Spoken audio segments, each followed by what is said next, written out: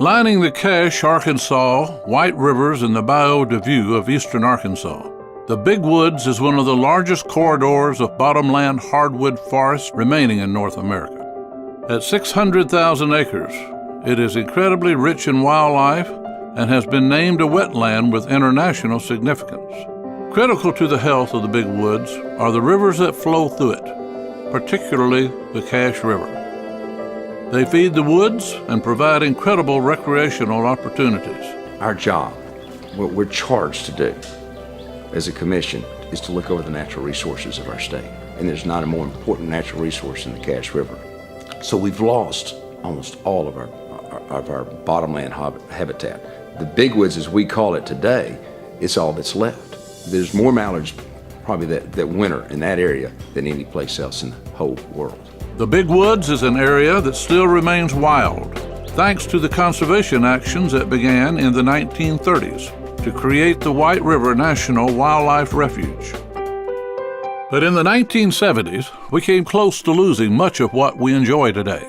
This is the story of the Cache River, and as remarkable as it is yet unfinished. It began in 1950 when Arkansas asked Congress to authorize the ditching, straightening, and channelization of 231 miles of the Cache River, and to reduce flooding upstream and to access fertile soils for agriculture. Many people loved the Cache and wanted to keep it natural. So in 1971, as the dredging started, the Arkansas Wildlife Federation and other conservation groups, as well as private citizens, including Pratt Rimmel Jr., Gail Stewart Eddins, and Johnny B. Moore, sued to stop the channelization. Soon thereafter, the Game and Fish Commission joined the suit, which was led by a bright young attorney from Texarkana named Richard Arnold, who later became the Chief Justice of the 8th Circuit Court of Appeals. In May of 1972, the lawsuit made its way to the federal courts, where the suit was promptly dismissed and promptly appealed. The issue would remain in and out of federal courts throughout the 70s. The project would be halted and resumed repeatedly, first because of court rulings, and then because of regulatory actions by the Environmental Protection Agency. We knew we weren't going to stop the project in the courts. To stop the project permanently, we had to win in the court of public opinion. To do that, several of us met in Little Rock to create an organization that we would call Citizens Committee to Save the Cache River Basin, and we asked Rex Hancock to be the president. Rex was perfect for that job. He was a great organizer, a great speaker, and knew all of the people involved in hunting and wildlife management in the Mississippi Flyway. He single-handedly raised the level of the Cache River to a national and even international issue. Knowing the negative impact the project would have on ducks elsewhere in the United States, 9 states and international associations of game, fish, and conservation commissioners petitioned to join the lawsuit at the request of Rex Hancock and the Arkansas Game and Fish Commission. During the course of the lawsuit, Dale Bumpers, in both his role as governor of Arkansas and U.S. Senator, repeatedly provided his support to the stopping of the channelization project. Bill Clinton, then Arkansas's Attorney General, in a court motion to stop the project wrote, "Arkansas could be left with a large isolated ditch which serves no useful purpose and just spoils a portion of the countryside." Another really important individual in the battle for the Cache was George Fisher. He was an editorial cartoonist in the Arkansas Gazette and published a whole series of cartoons about the Cache River. His cartoons really got to the essence of the concerns and issues, but generally they did it in a way that was humorous and in a way that even the Corps of Engineers could sometimes appreciate. In 1980, the National Fish and Wildlife Service put together a proposal to create a national wildlife refuge on the Cache River. This was fabulous news. And the Nature Conservancy was there and able to participate as a partner with them in acquiring land before any money was actually appropriated, because we had the capital and we had support from organizations like the Richard King Mellon Foundation and the Winthrop Rockefeller Foundation. That allowed us to go in and work with landowners. By 1984, Senator Bumpers had passed legislation and began the ball rolling on appropriations to acquire land, and in 1986, the refuge was a reality. Conservation is a great place to put your energy. The idea that people can come together around a nonpartisan, non-controversial outcome is just a gift, and the Conservancy fulfills that in an amazing way. During the course of the lawsuit, Outdoor Life magazine would name Rex Hancock its National Conservationist of the Year in 1973, and he would also receive Winchester's first National Conservation Award in 1976. When Rex passed away in 1986, the conservation community and duck hunters from across the nation mourn the loss of this champion of the Cache River.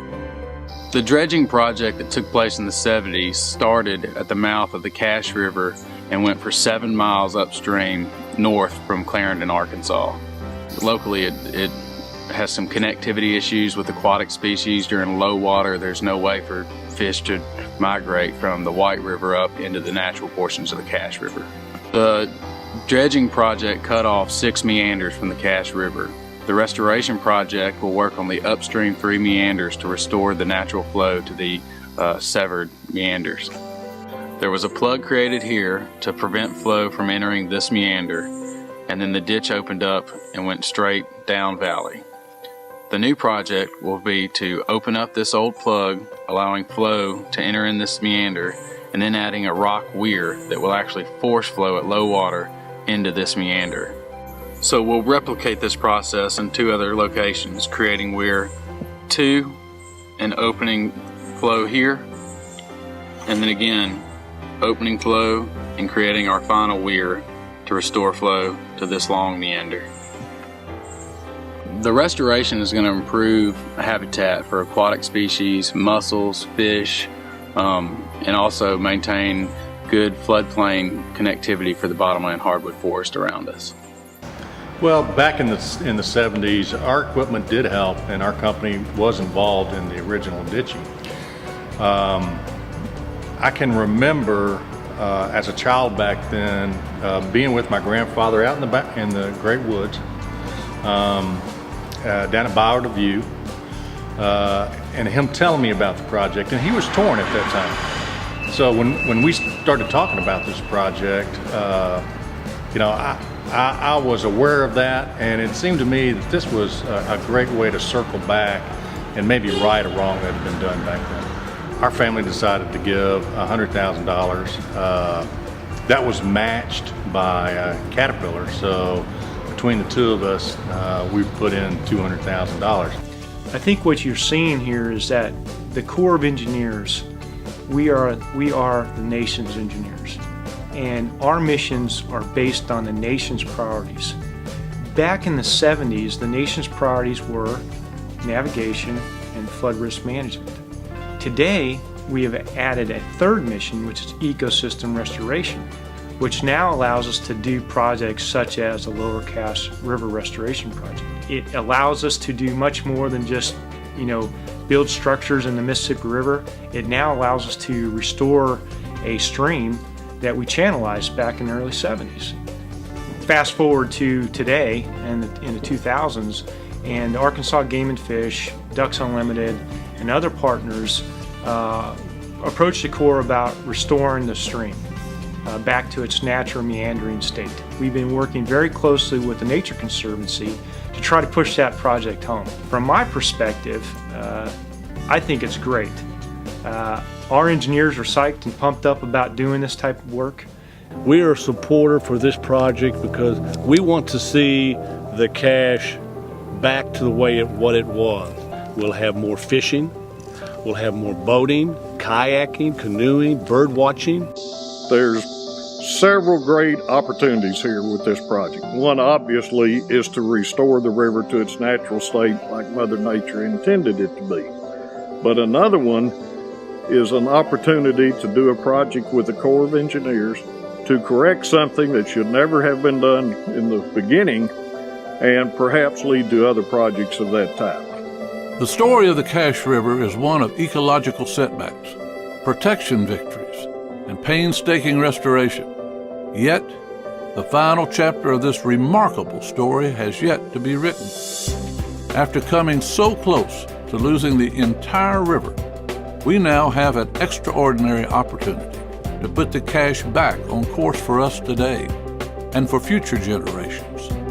To quote Rex Hancock, conservation needs more than lip service, more than professionals. It needs ordinary people with extraordinary desires.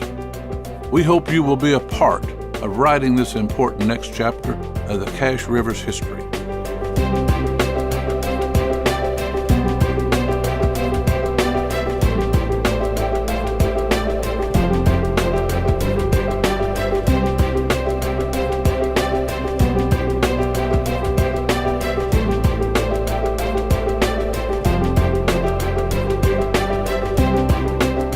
You know, if Rex Hancock was alive today, I fully believe what he'd do. He'd say attaboy.